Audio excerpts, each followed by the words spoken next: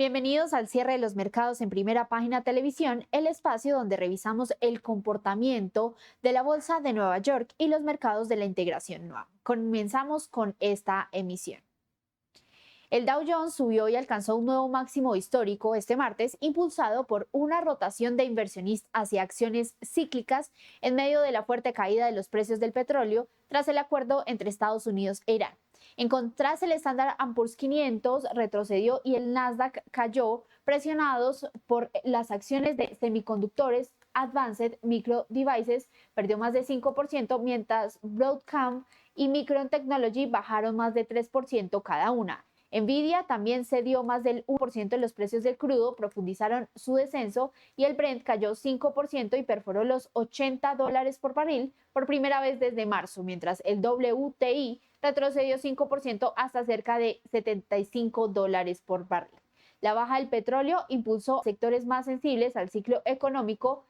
Caterpillar avanzó más del 2% y JP Morgan Chase ganó más del 3% ante las expectativas que los menos costos de energía favorezcan el crecimiento económico y el consumo en Estados Unidos. SpaceX continuó destacándose tras su salida a la bolsa con un alza del 9% que llevó sus acciones a cerca de $210. La compañía llegó incluso a superar temporalmente a Microsoft y Amazon en valor de mercado, mientras los inversionistas mantienen el optimismo sobre el acuerdo de paz y la reapertura del estrecho de Hormuz.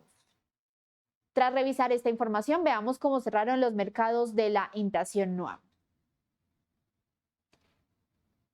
El MSCI Colcap bajó 0,65%, descendiendo a las 2.372,38 unidades.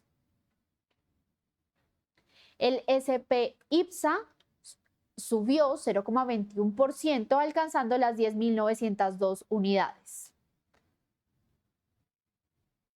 Además, el índice general aumentó 0,77% y el Select aumentó 1,41%.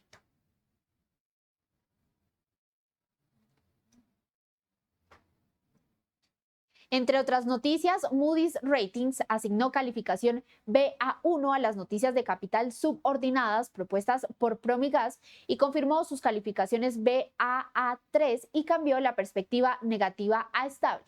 La agencia explicó que la decisión refleja la mejora en la liquidez y en el perfil de vencimiento de deuda gracias a la emisión de bonos híbridos que eliminará aproximadamente $1.000 millones en obligaciones de corto y mediano plazo. Además, el crédito de capital del 50% reconocido a la emisión reducirá la deuda ajustada en cerca de $500 millones.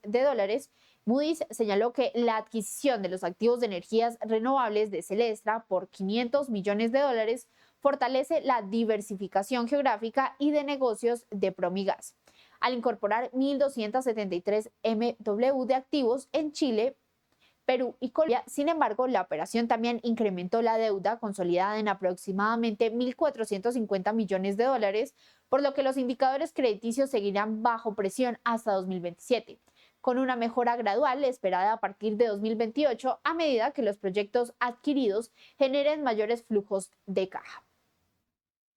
Banco de Vivienda adjudicó 354.825 millones de pesos en el cuarto lote de su 12ª emisión de bonos ordinarios, tras recibir una demanda total de 383.325 millones de pesos, superior al monto ofrecido de 350.000 millones de pesos. La sobresuscripción activó parcialmente el mecanismo de sobreadjudicación previsto en la emisión y la serie B a 18 meses fue colocada con una tasa de corte a 1,29%, mientras que las series F a 30 y 42 meses registraron tasas del 13,70% y 13,59% respectivamente. Ahora vamos con los índices en Chile.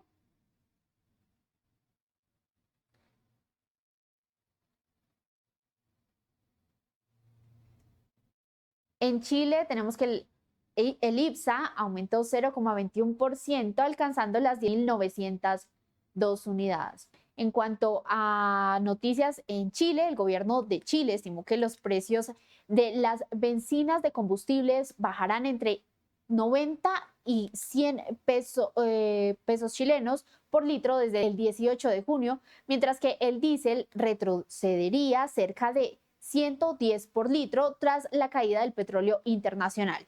Este escenario llevó a los analistas a ajustar sus proyecciones de inflación para junio hacia un rango entre el menos 0,1% y menos 0,4%, lo que podría marcar un registro negativo del IPC. Los especialistas advierten que la magnitud y duración de las bajas dependerán de la evolución del crudo, el tipo de cambio y el cumplimiento de los acuerdos internacionales que han favorecido la estabilización del mercado energético. Ahora vamos con Perú. El índice en Perú, tenemos que el índice general aumentó 0,77% y el Select aumentó 1,41%. Ahora bien, para las noticias en Perú, la economía peruana creció 3,7% interanual en abril, completando 5 meses consecutivos de expansiones superiores al 3%. Sin embargo, el presidente del Banco Central de Reserva, Julio Velarde, afirmó que el desempeño aún está por debajo de lo que permitirían las actuales condiciones externas marcadas por los elevados precios del cobre, el oro y la plata, que han impulsado los ingresos por exportaciones y fortalecido los términos de intercambio en el país. Durante el encuentro económico región Loreto y Velarde destacó que en ciclos anteriores de altos precios de los minerales, Perú logró crecimientos cercanos al 6%. Además, señaló que la reducción de las tensiones entre Estados Unidos e Irán ha disminuido riesgos externos, aunque advirtió que el principal factor de incertidumbre sigue siendo el fenómeno del Niño, cuyo impacto sobre la agricultura, los precios de los alimentos y la infraestructura podría sentirse entre finales de 2026 e inicios de 2027. Luego de revisar el desempeño de las bolsas de la región, ahora ponemos la mirada en Venezuela. En Venezuela, el índice bursátil de Caracas aumentó 1,45%, alcanzando 5.519 puntos. Por su parte, el índice financiero disminuyó 1,96% y el índice industrial también disminuyó 0,71%. En noticias de Venezuela, el país firmó un acuerdo con la empresa estadounidense General Electric para iniciar la recuperación de su sistema eléctrico nacional, según informó la presidenta encargada Delcy Rodríguez. El plan permitirá incorporar 1.000 megavatios de capacidad de generación durante los próximos 24 meses y superar los 5.000 megavatios en un plazo de 4 años. El proyecto se produce en medio de los esfuerzos por reducir el déficit eléctrico que afecta a gran parte del país y que ha provocado apagones de hasta 10 horas diarias en diversas regiones. General Electric realizó durante 6 semanas una evaluación técnica del sistema eléctrico venezolano, tanto en generación hidroeléctrica como térmica, y el acuerdo se suma a otras iniciativas recientes como el convenio con IMSA para avanzar en la central hidroeléctrica Tocoma y añadir 2.640 megavatios al sistema. Las autoridades destacaron que la recuperación eléctrica es clave para impulsar la producción petrolera, fortalecer la infraestructura energética y facilitar la participación de capital privado en el sector tras la legal que se discute en el país. Muchas gracias a todos nuestros televidentes por acompañarnos en esta emisión de Primera Página, el canal de los negocios. Nos vemos en una próxima oportunidad y los dejo con este análisis económico.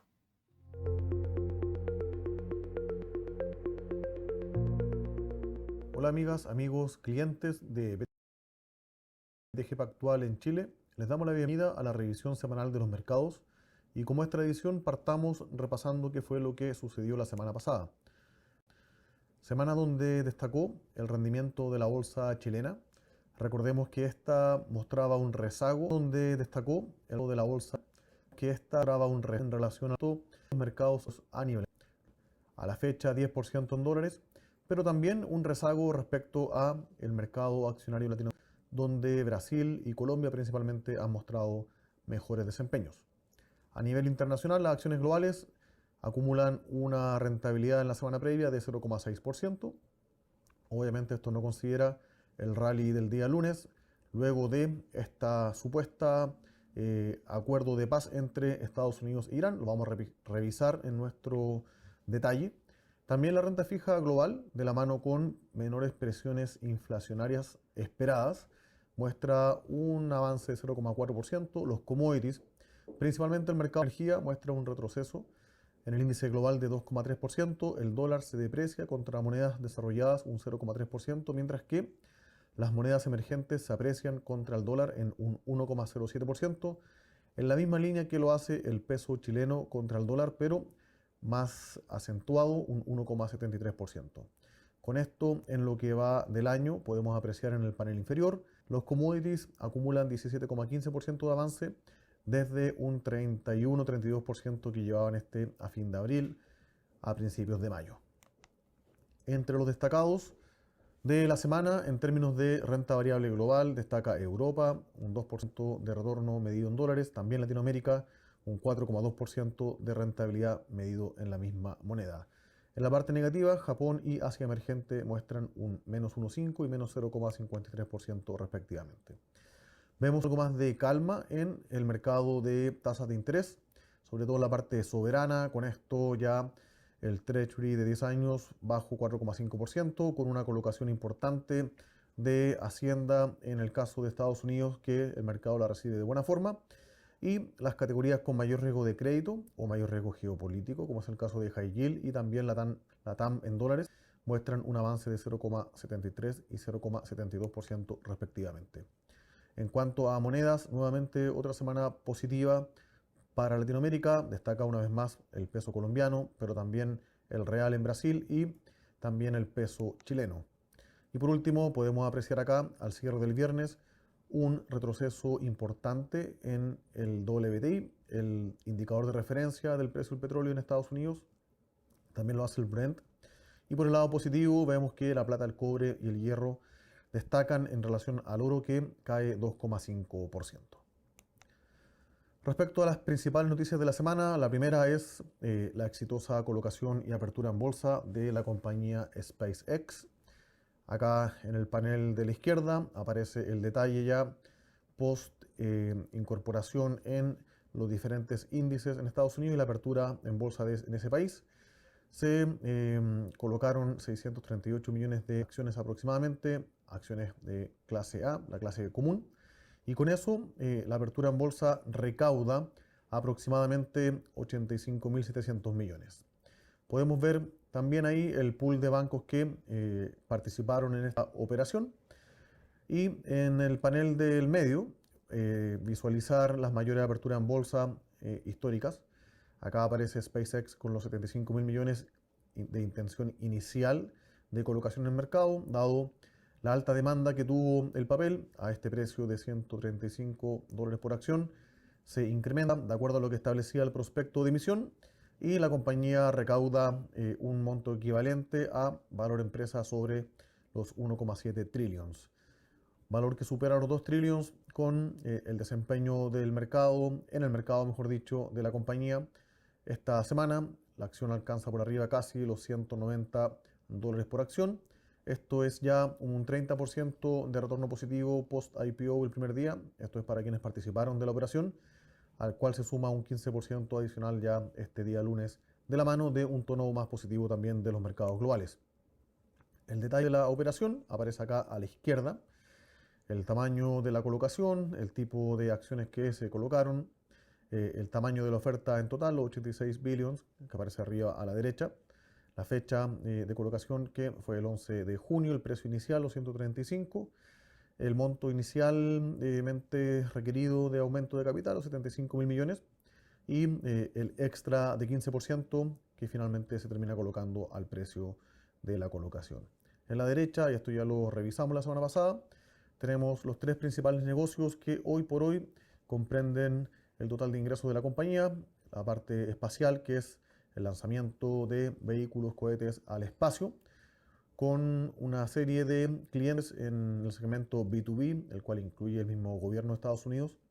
Adicionalmente, el que hoy por hoy tiene la mayor composición en la parte de ingresos de la compañía, Connectivity, donde Starlink, con 10,3 millones de suscriptores a la fecha, representa una buena proporción del total de ingresos de este segmento. Y por último, el segmento de inteligencia artificial, donde está no solamente la construcción y arrendamiento de data centers, sino que también la plataforma en redes sociales X, junto con su motor de inteligencia artificial Grok.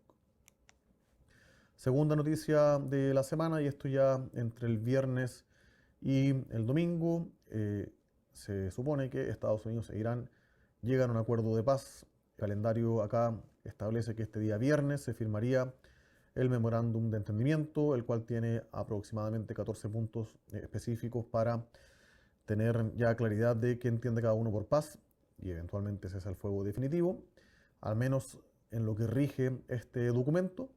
Acá a la izquierda podemos ver uno de los tantos comunicados que publica Donald Trump en su red social Truth Social, donde deja bastante claro que este acuerdo, este deal, se firmaría el fin de semana y que inmediatamente después de ser firmado el estrecho de Hormuz se abre para todos. Esto incluye la eliminación de potenciales pagos de peajes para el tránsito de cargueros, como también de forma gradual el retiro de las tropas americanas para hacer contrapeso a las de Irán. Adicionalmente, en este comunicado, Donald Trump dice que posterior a este retiro de tropas, de todas maneras se hará revisiones in situ para ver el desarme respecto al armamento nuclear por parte de Irán. Y podemos apreciar acá a la derecha, esto es un compilado de expertos que participan en el mercado energético. Se esperaría que retomar niveles de producción y de tráfico de cargueros a nivel pre-febrero sería más o menos de aquí a diciembre, con 70% de recuperación en 3 meses, 90% en 6 meses, y finalmente de aquí a diciembre, enero, eventualmente alcanzar un 95% ya de capacidad tanto productiva como de transporte. Podemos apreciar en el cuadro del medio arriba la caída de casi 5% en el precio del WTI, también en el Brent y varios derivados de petróleo, y la variación intraday desde el día lunes de la semana pasada en el WTI en el cuadro, en el gráfico de abajo. Tercera noticia de la semana y bien relacionado con lo que acabamos de mencionar, se publica el dato de inflación en Estados Unidos para el mes de mayo. Este se ubica en 0,47%. La inflación core, esto es sacando los elementos más volátiles como energía y alimentos, sube solamente 0,21% y buena parte de esto se explica por la inflación de servicios que se incrementa en 0,3%. Esto, la parte total, el 0,47, está en línea con lo que esperaba el mercado, mientras que la inflación core, el 0,21, está bajo lo que esperaba el mercado, así que en el marginal es una noticia relativamente positiva, ¿ya? Acá podemos apreciar el detalle tanto para el segmento de alimentos, energía, también la inflación core de productos y la inflación core de servicios. Y cuando vemos la principal contribución en el mes, estuvo claramente en la parte de energía, en la parte de bienes de energía, adicionalmente en la parte de fuel motor, que son combustibles para transporte logístico, y adicionalmente la inflación core de servicios en lo que más pesa en la canasta, casi 35%, que es shelter, todo relacionado con vivienda o arriendo equivalente, también es lo que contribuye con el dato de inflación en el mes. Y la parte europea de respuesta a la inflación, esto es el Banco Central, toma la decisión de subir la tasa de política monetaria en 25 base. Estas son las 3 tasas que rigen hoy la política monetaria en el caso de Europa. La específica de facilidad de depósito es de 2,25, desde 2%. Y el mercado está incorporando de aquí a los próximos 12 meses 2 aumentos potenciales adicionales, llevándola desde 2,25 hasta 2,75%. En el comunicado y también la conferencia de prensa posterior a la decisión, el Banco Central Europeo reconoce que se mantienen los riesgos alcistas en inflación y bajistas respecto al crecimiento económico. Recordemos que la eurozona es uno de los principales mercados afectados por la disrupción en el mercado energético junto con Asia hasta ahora. Para terminar, un repaso lo principal de la semana. Bueno, vimos el rebote en los mercados, principalmente en la parte de Chile, con un buen rendimiento de 4,5%. Y por último, respecto a los datos económicos a publicarse durante esta semana, tenemos la actividad de factura en Estados Unidos, en el distrito de la Fed de Nueva York. En la noche tendremos los datos sectoriales en China, ventas de retail, producción industrial. El resto de la semana tendremos precios de importación en Estados Unidos junto con datos de actividad del mercado laboral. En Chile, la decisión de política monetaria, donde el mercado espera que el Banco Central mantenga la tasa de política en 4,5% con un sesgo marginalmente alcista. Al igual que lo que pasará el día miércoles en la decisión de política monetaria del Banco Central Americano, donde el mercado no espera cambios y anticipa que la tasa se mantendría en un nivel entre 3,5 y 3,75%. Por último, ya cerrando la semana, tendremos también inflación en la eurozona, Reino Unido, y por último, la decisión de tasas de interés en el Banco de Inglaterra, sin cambios anticipados, y la inflación también en el caso de Japón. Eso es todo para esta semana. Como siempre, agradecemos que revisen nuestros informes, nuestros reportes, se conecten a nuestras actividades y también nos sigan en redes sociales. Muchas gracias.